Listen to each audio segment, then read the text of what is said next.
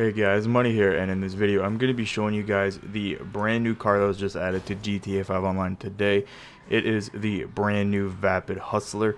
Price is $625,000, and you know what, that really isn't that bad for this car. It is a very drifty. If you guys like drifting, you guys will love this car. It is very quick as well, but obviously it is an old school muscle car, so it's very quick, but in a straight line. This thing does not corner, and the brakes absolutely suck, and that's upgraded, and I'm still going to tell you that. They're horrible. But overall, though, it is still a very quick car, and it looks pretty awesome. Customization options for it aren't the greatest, unfortunately, but I don't know, make do with them. The bumper options fucking suck, in my opinion.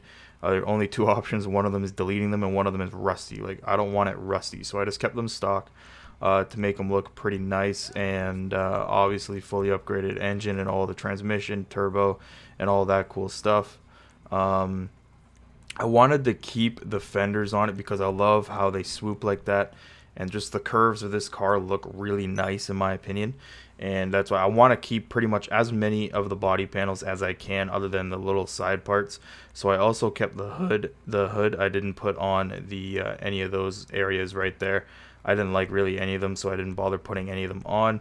And yeah, I did actually keep the stock wheels, but instead of, well, not those specific stock ones, I did change it to pretty much their counterpart in the wheels section, and that just allowed it to be a little bit of a bigger wheel, and also allowed me to change the color and all that stuff. Now the liveries aren't the greatest, since it is kind of like a hot rod. A lot of them are like barn find type things, so they just look rusty. It looks old and looks like shit.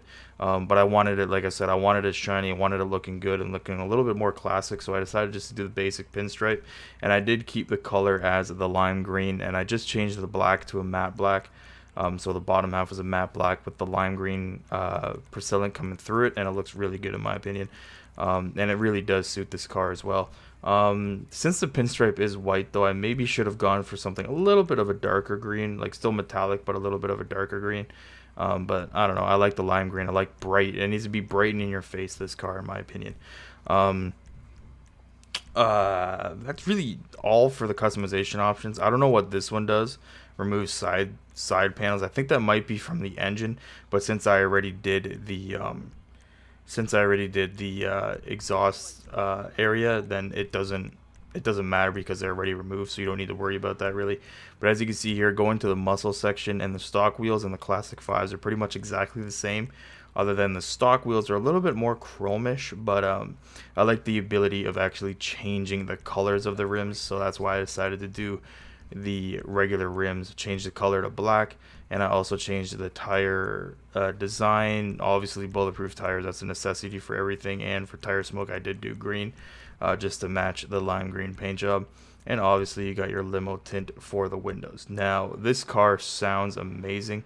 I love the sound of it. I love the sound of old school muscle cars regardless, so it just sounds really good. And especially in the tunnel, if you guys go through a tunnel with this car, you can tell that you're going through a tunnel just by the sound of it, and it just sounds really nice. But yeah, overall this is a very nice car, and you guys will see here in a second just how good it is at doing donuts and drifts and stuff.